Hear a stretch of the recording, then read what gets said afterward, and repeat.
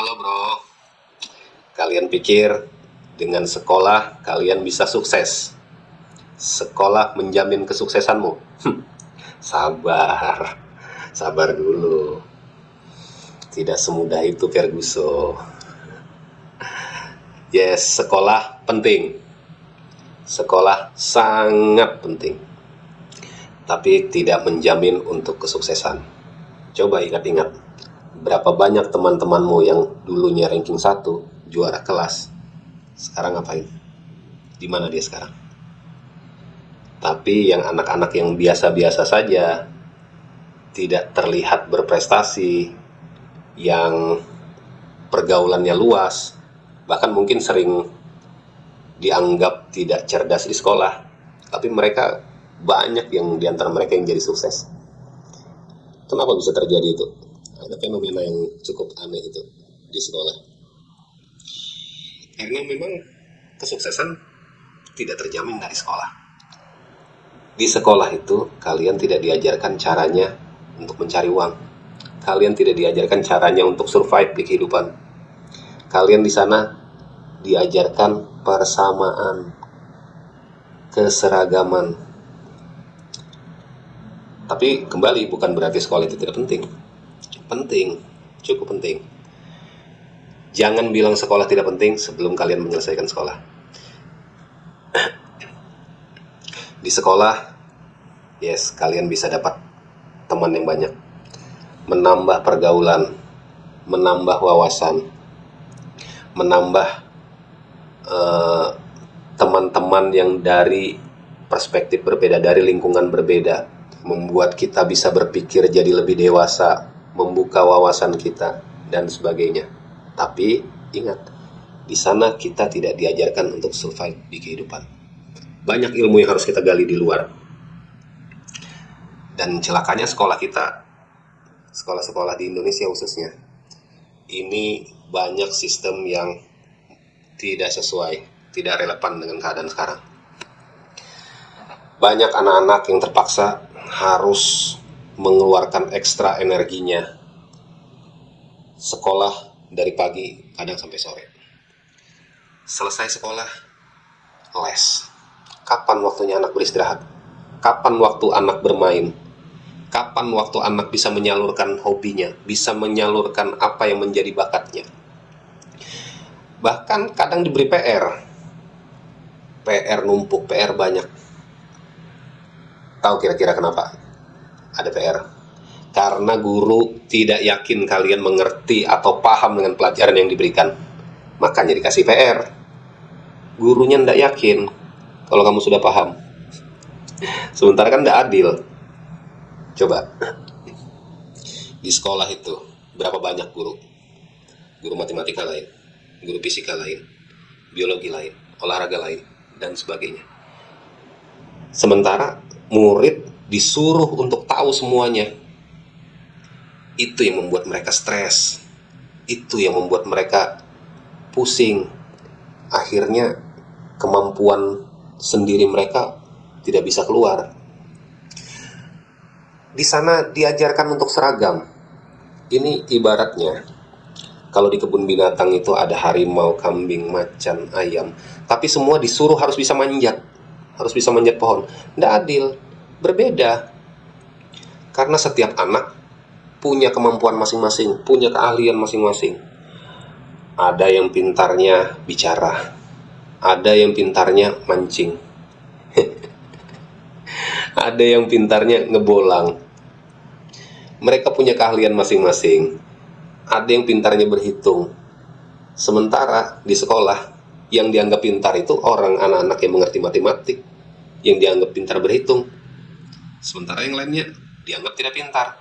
Padahal mereka punya kecerdasan yang lain.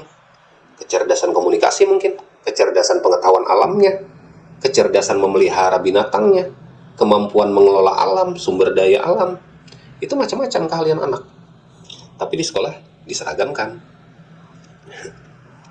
Sudah gurunya seperti itu banyak. Terus coba tanya balik, guru matematik kamu apakah pandai dalam pelajaran seni rupa? Periksa. Nggak yakin juga saya. Guru olahraga, apakah fasih tentang pelajaran kimia? Belum pasti. Jadi mereka pun punya spesialis masing-masing. Masa kita harus sama semua, harus mengerti semua? Kan nggak adil. Ini harus ada koreksi lah tentang ini nih. Dan nggak lama lagi nih, kemungkinan orang-orang tua yang akan protes dengan saya ini. Tapi ini keresahan yang harus disampaikan. Ini fakta.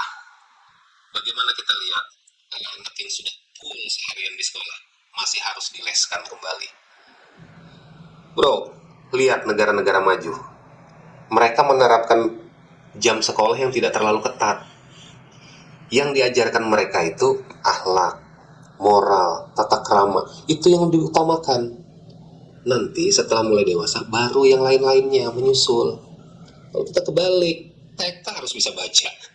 TK harus main. Anak belajar main. Jangan baca nanti, belajar baca itu. TK itu anak buat main.